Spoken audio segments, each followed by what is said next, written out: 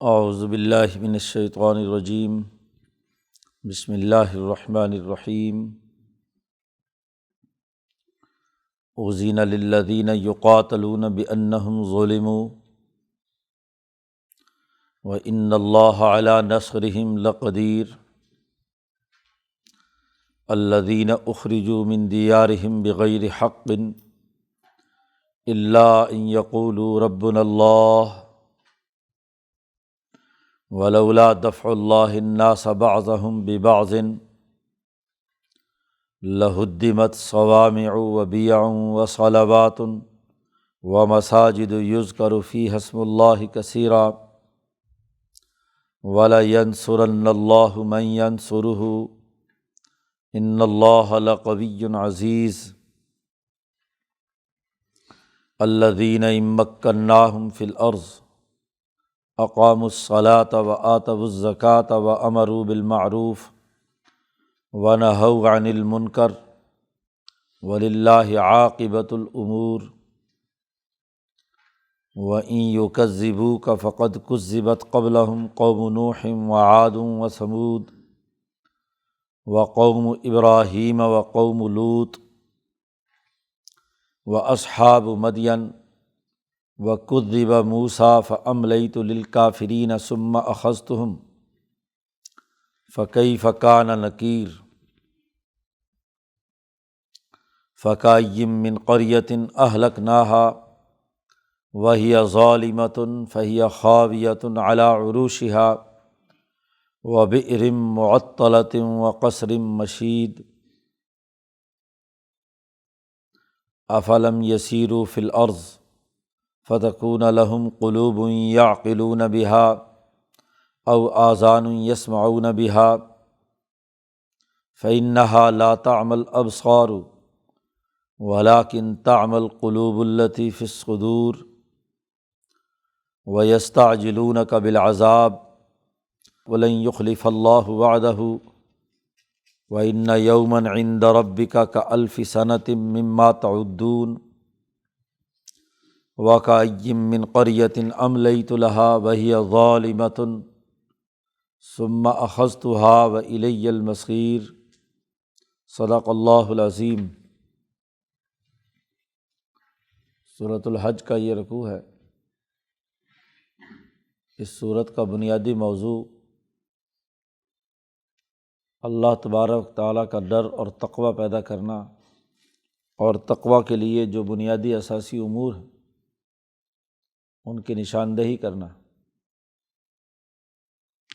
اس حج کا مرکزی مضمون تقوی کے حصول کے لیے حج جیسی عظیم عبادت اور جہاد جیسا عظیم عمل اس کو واضح کرنا ہے۔ پیچھے 2 رکوعوں میں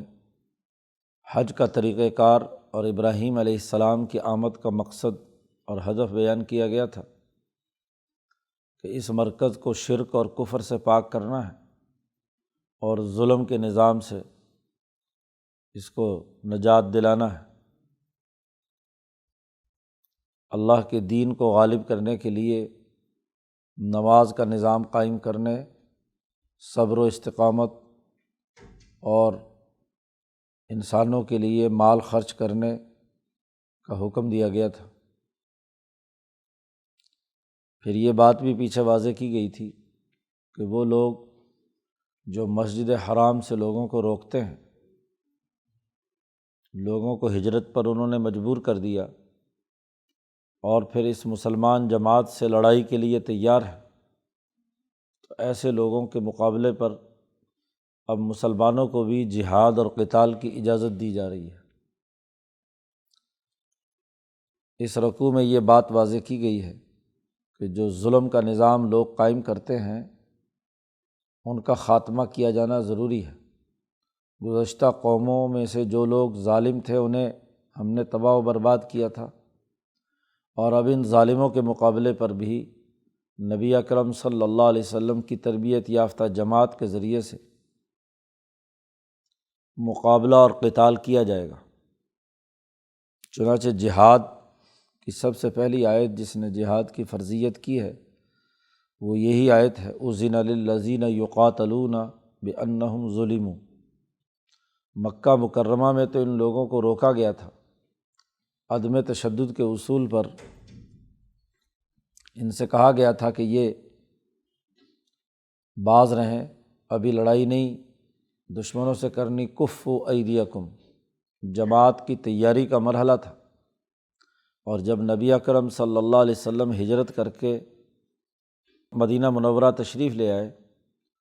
اور یہاں ریاست کی تشکیل ہو گئی، میثاق مدینہ ہوا، تو اس موقع پر اس بات کی اجازت دے دی گئی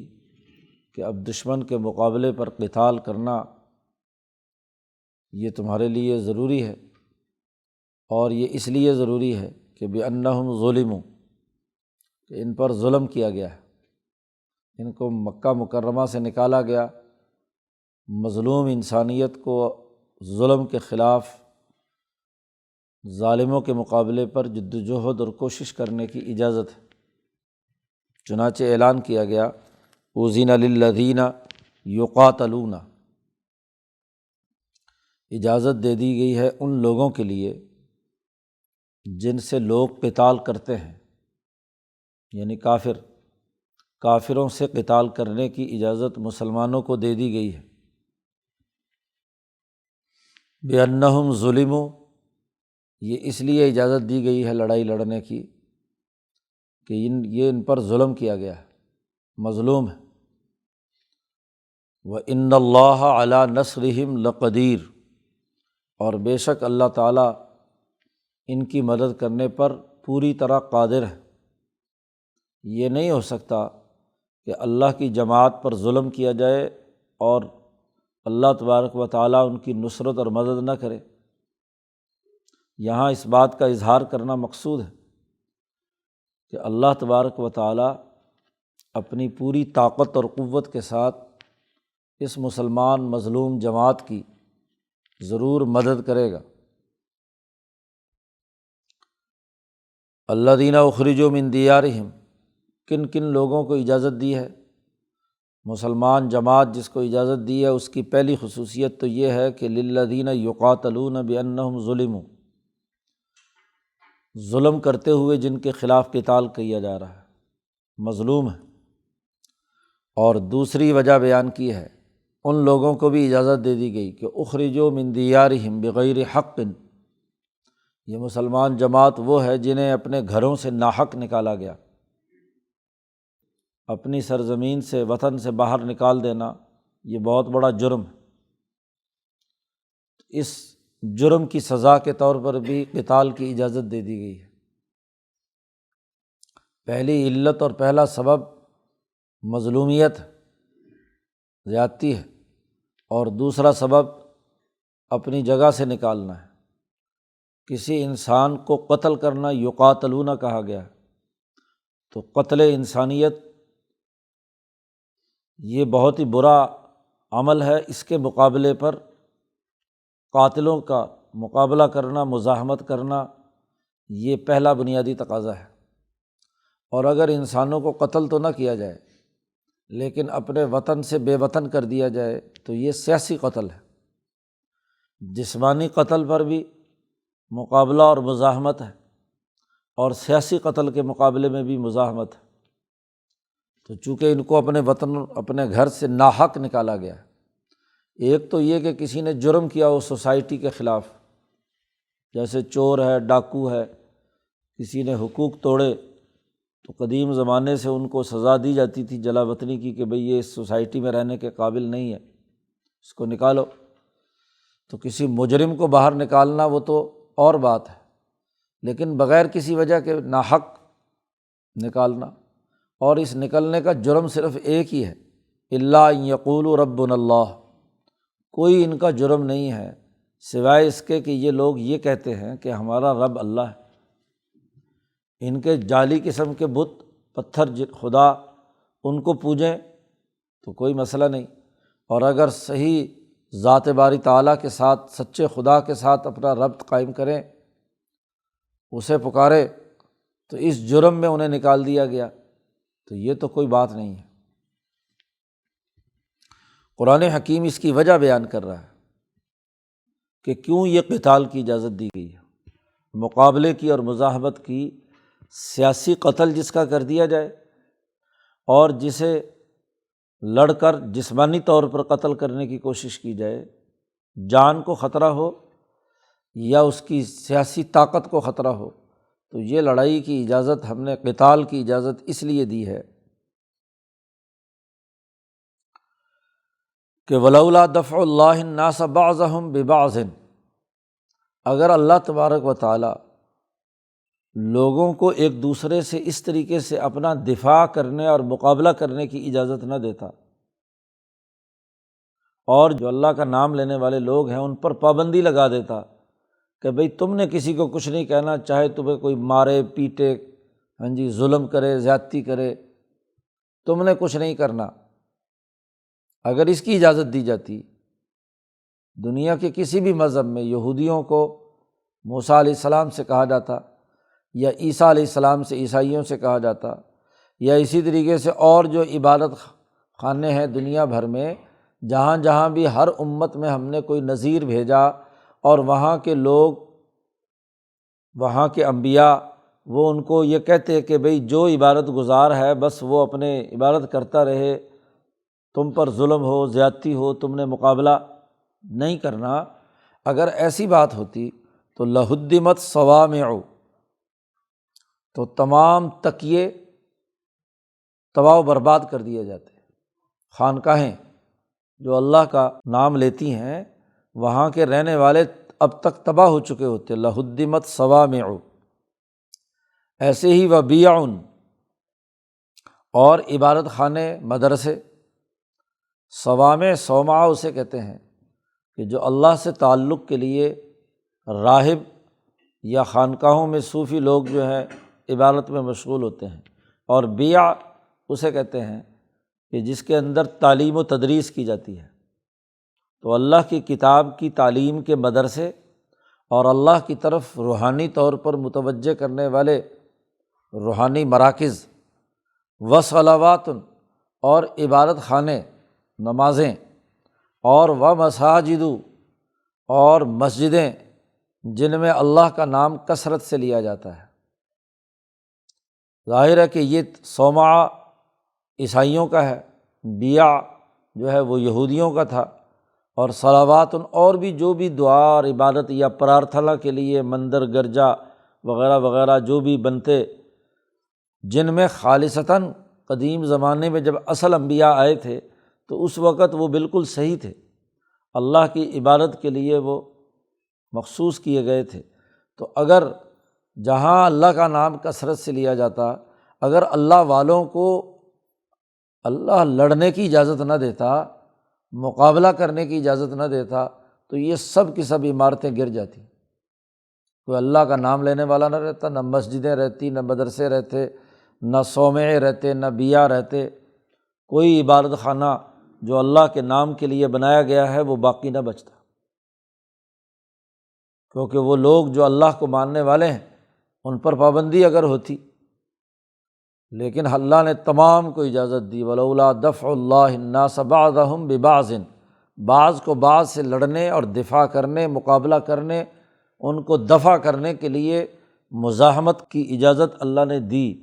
اس لیے موسیٰ علیہ السلام کی جماعت سے بھی کہا گیا کہ فرعون کے مقابلے پر آؤ، یہ نہیں کہ خالی نمازیں پڑھتے رہو، عبادتیں کرتے رہو اور دعائیں کرتے رہو۔ وہاں قوم عمالقہ کے مقابلے میں بھی کہا کہ مقابلہ کرو اور فلسطین میں پہنچو، اپنا وطن آزاد کرو، تو ان سے بھی یہ بات کہی گئی۔ اسی طرح عیسیٰ علیہ السلام کی تعلیمات میں بھی یہ تھا،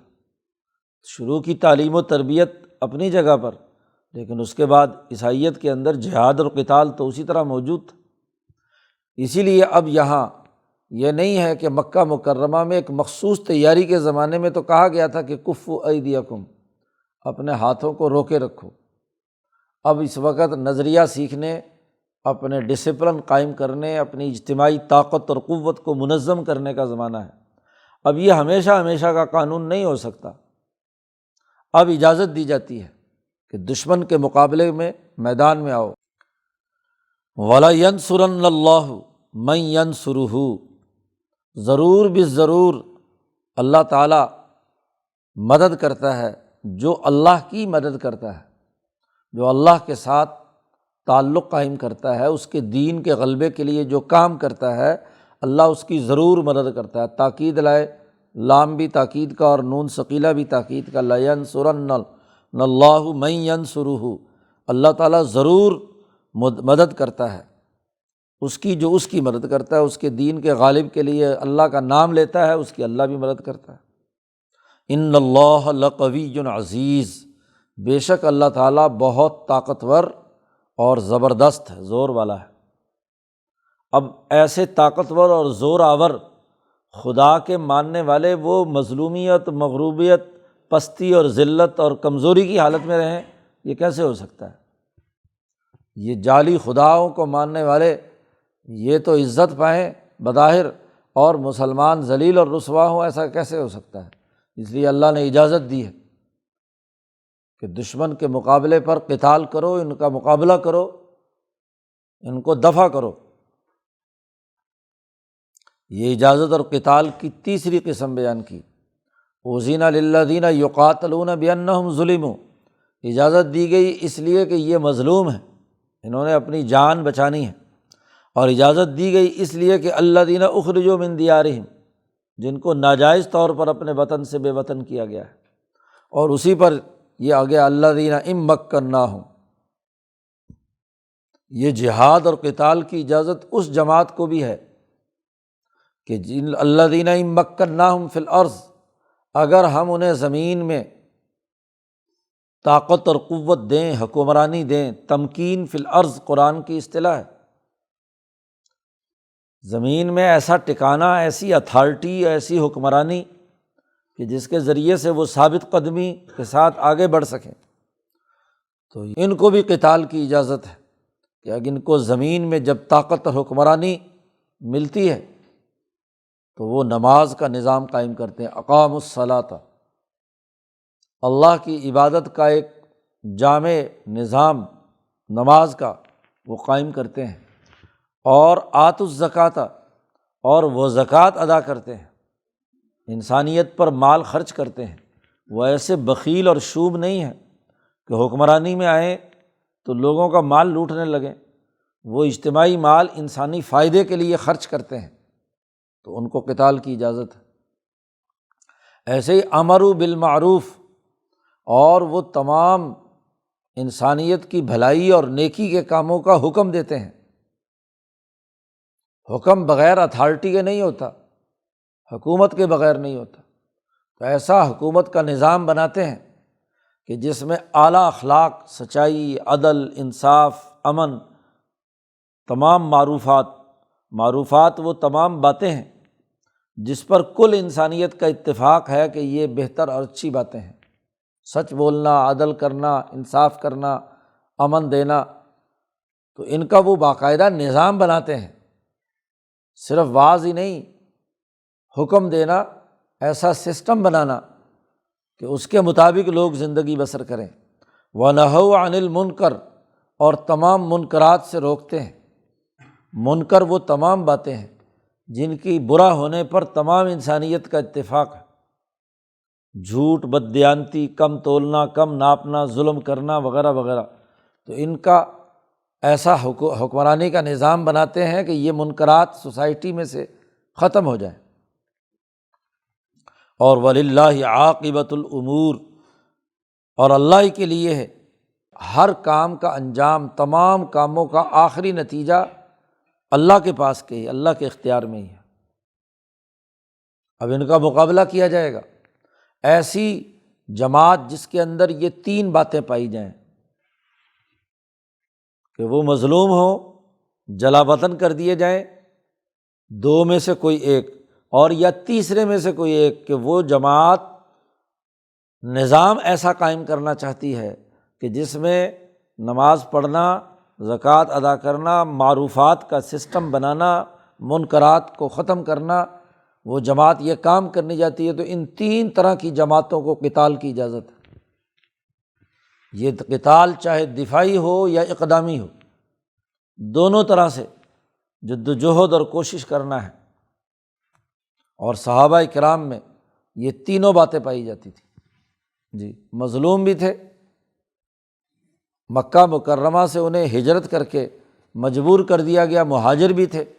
اور پھر انہوں نے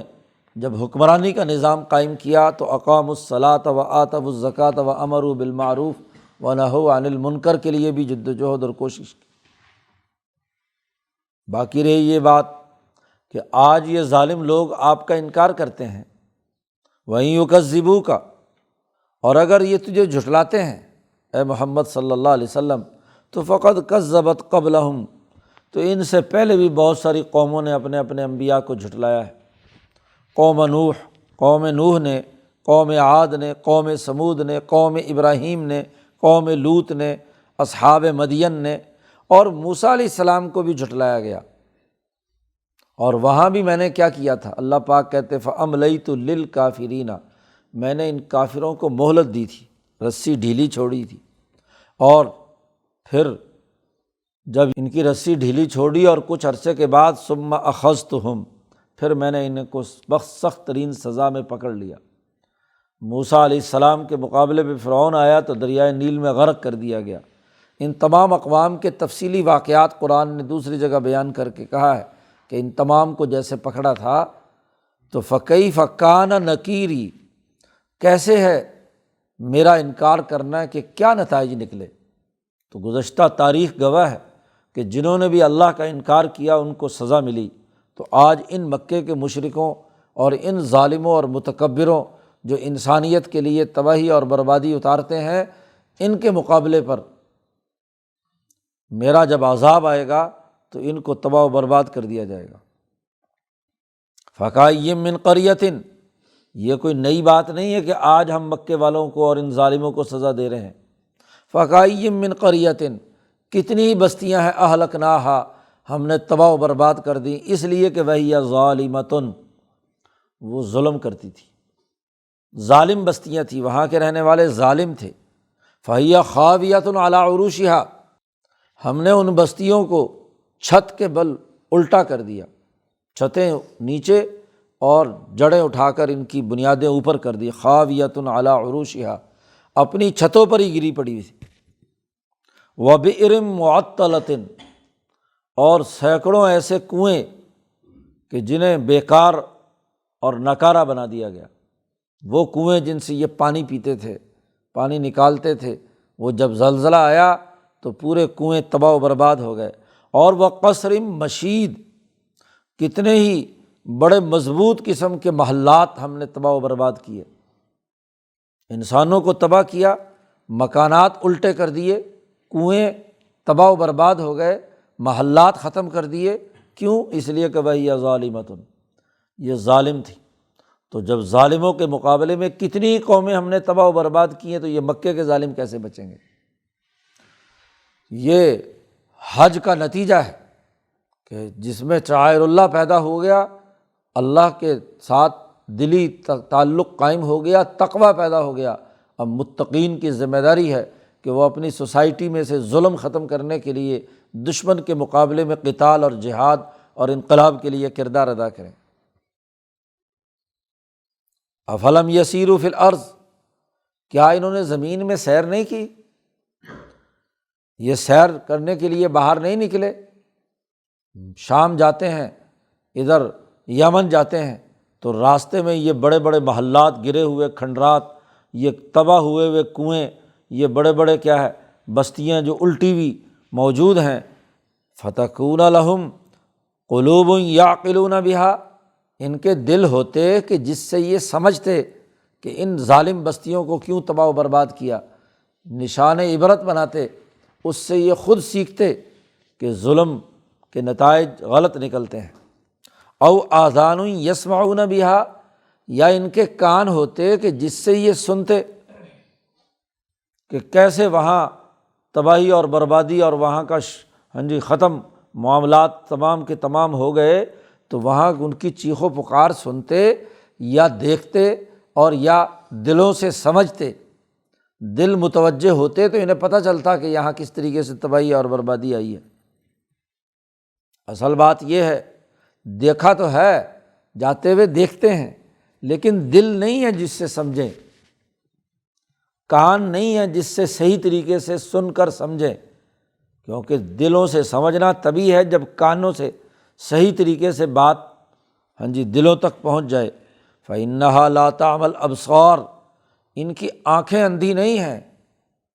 وَلَٰكِن تَعْمَى الْقُلُوبُ الَّتِي فِي الصُّدُورِ، دل اندھے ہیں۔ کون سے دل؟ الَّتِي فِي الصُّدُورِ، جو ان کے سینوں میں دھڑک رہے ہیں۔ سینوں کے اندر جو دل ہیں وہ اندھے ہیں، آنکھوں سے تو دیکھتے ہیں۔ تاجر ہیں، مال لے کر جاتے ہیں شام، مال لے کر جاتے ہیں یمن، راستے میں مدائن صالح اور قوم عاد و ثمود کے کھنڈرات ان کو نظر آتے ہیں، دیکھتے تو ہیں لیکن دل سے اس پر توجہ اور غور و فکر نہیں کرتے، اور پھر اس غور و فکر کی اساس پر کوئی سمع و طاعت، نبی کی بات کو سننے کی طرف متوجہ نہیں ہوتے۔ باقی رہی ہے کہ یہ لوگ جلدی عذاب مانگ رہے ہیں، وَيَسْتَعْجِلُونَكَ بِالْعَذَابِ، آپ سے یہ مانگتے ہیں کہ عذاب جلدی آ جائے۔ یاد رکھو وَلَن يُخْلِفَ اللَّهُ وَعْدَهُ، اللہ تعالیٰ کا وعدے میں کبھی خلاف ورزی نہیں ہوتی، اللہ تعالیٰ اپنے وعدے کی خلاف ورزی نہیں کرتا، وہ جو وعدہ مقرر ہے وہ ضرور پورا ہوگا۔ وَإِنَّ يَوْمًا عِندَ رَبِّكَ كَأَلْفِ سَنَةٍ مِّمَّا تَعُدُّونَ، بے شک تیرے رب کے نزدیک ایک دن 1000 سال کے برابر ہے جو تم گنتی کرتے ہو۔ مما تعدون، تم جو گنتی کرتے ہو، تعداد گنتے ہو، تو 1000 سال گزرے تمہارا تو اللہ کا ایک دن ہے۔ تو اللہ نے وعدہ کیا ہے کہ عذاب ضرور آئے گا، تو وہ مقررہ وعدے پر ضرور آئے گا۔ ابھی تو 10-12 سال گزرے ہیں مکہ مکرمہ میں نبی اکرم صلی اللہ علیہ وسلم کو، تو اللہ کا دن تو 1000 سال کا ہے، اس کے مقابلے میں یہ 10-12 سال 1000 کے مقابلے میں تو چند منٹ اور سیکنڈ ہی ہیں، کہ اس کے بعد بدر کے اندر تمہارا حشر ہونے والا ہے۔ قرآن نے جہاد اور قتال کی دلیل دیتے ہوئے ایک اور بات بھی کہی، وَكَأَيٍّ مِّن قَرْيَةٍ، کتنی ہی بستیاں ہیں کہ أَمْلَيْتُ لَهَا، میں نے انہیں بڑی ڈھیل دی جاتی ہے جی، وَهِيَ ظَالِمَةٌ، اور وہ ظالم بستیاں تھیں، ان کو ڈھیل دی، ثُمَّ أَخَذْتُهَا، پھر میں نے انہیں پکڑ لیا، اور پھر میرے پاس ہی سب کو لوٹ کر آنا ہے، وَإِلَيَّ الْمَصِيرُ، جب میرے پاس ہی لوٹ کر آنا، کوئی بھاگ نہیں سکتا تم میں سے، تو یہ ظلم و ستم کیوں؟ اور اگر ظلم و ستم ہے تو اب مسلمانوں کو جہاد اور قتال کی اجازت ہے کہ وہ مقابلہ کریں۔ چنانچہ بدر سے لے کر فتح مکہ تک نبی اکرم صلی اللہ علیہ وسلم نے دشمنوں کے دانت کھٹے کیے، اور پھر صحابہ اکرام اور خلفائے راشدین نے دنیا بھر میں دین کے غلبے کے لیے جد و جہد اور کوشش کرتے ہوئے ایسی تمکین فی الارض، زمین میں ایسی حکمرانی قائم کی جو نماز، زکوٰۃ، معروفات کا نظام بنانی تھی، اور منکرات کے خاتمے کے لیے جد و جہد اور کوشش کرنے والی ہے۔ تو اس جماعت کو اجازت دی ہے کہ دشمن کے مقابلے میں ان مقاصد کے لیے کردار ادا کریں۔ اللہ تعالیٰ قرآن حکیم کو سمجھنے اور اس پر عمل کرنے کی توفیق عطا فرمائے۔ اللہ